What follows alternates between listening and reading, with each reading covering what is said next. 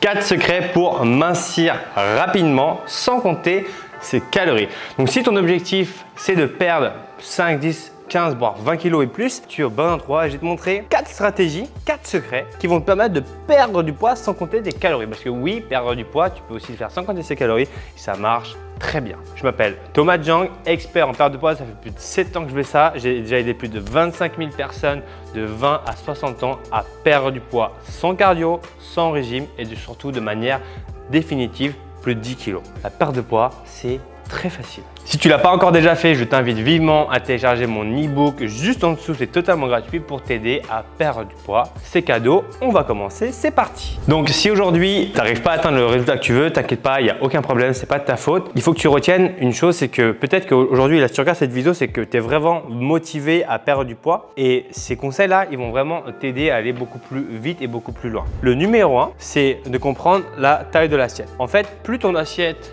elle va être grosse, plus tu vas manger. Donc ça, c'est encore une fois, je peux appuyer ça avec des études scientifiques. Donc ça marche réellement.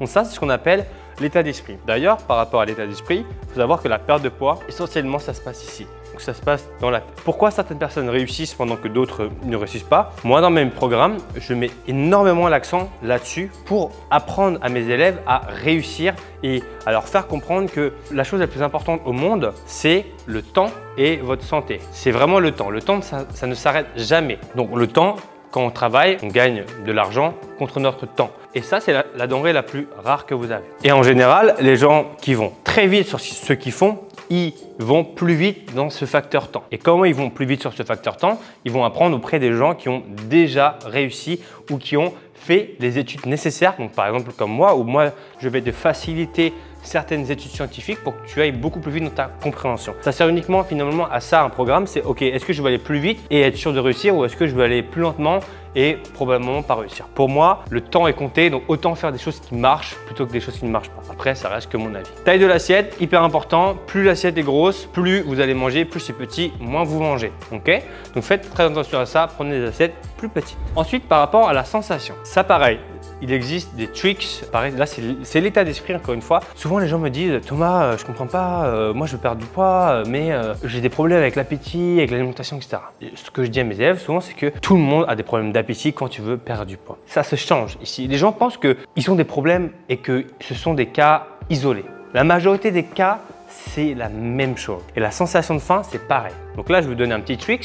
Il y en a plein des tricks, des hacks. Pour reconnaître si vraiment on a faim ou on s'ennuie, il faut se poser la question. Est-ce que réellement j'ai faim? Et en général, si on attend 20 à 30 minutes et que ça disparaît, souvent c'était un peu l'ennui. La vraie faim, celle qui persiste vraiment, c'est celle qui reste longtemps. Et encore une fois, sur une journée complète, si je saute un repas, j'ai pas vraiment faim. C'est que j'ai l'habitude de manger.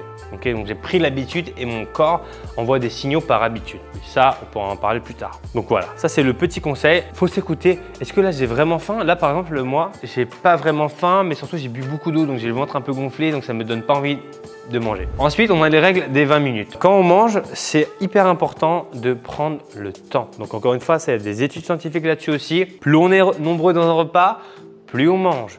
Donc, moins vous êtes nombreux, mieux c'est. Ça, c'est un petit hack. Donc, si vous êtes 4, 5, 6, bah, vous allez manger plus que si vous étiez que 2. Okay. 20 minutes, pourquoi? C'est parce que c'est le temps que l'estomac envoie un signal à votre cerveau pour vous dire « Ok, je n'ai plus faim ». Tout simplement une distension à l'intérieur qui permet d'envoyer ce signal de coupe-faim. C'est pour ça que souvent les gens qui ont le ventre hyper gonflé après avoir mangé, c'est simplement parce que le ventre il s'est étiré. Ça envoie le signal au cerveau. En général, quand on attend 20 minutes, c'est pour ça que si on mange vite, on peut manger beaucoup, alors que si on mange lentement, on ne peut pas manger beaucoup. Si vous prenez le temps de manger, donc si on appelle ça être dans le moment présent, bah en général, on peut manger moins que si on allait super vite. Donc ça, faites très attention. Quatrième conseil, plutôt intéressant, mais je pense que la majorité des gens font pareil. On va pas se mentir, on va pas dire qu'on a un menu différent chaque semaine. Là, c'est de manger souvent la même chose. Parce que quand on mange la même chose, on sait exactement combien de calories on mange et ça peut vraiment nous aider à mincir justement sans compter ses calories. Plus on va avoir de diversité, plus ça va être compliqué de tenir une diète. Voilà, mais ça, encore une fois, il y a énormément de sujets scientifiques là-dessus. Il faut en parler des heures et des heures, mais ça, c'est vraiment pour compiler 4 conseils, 4 secrets hyper importants.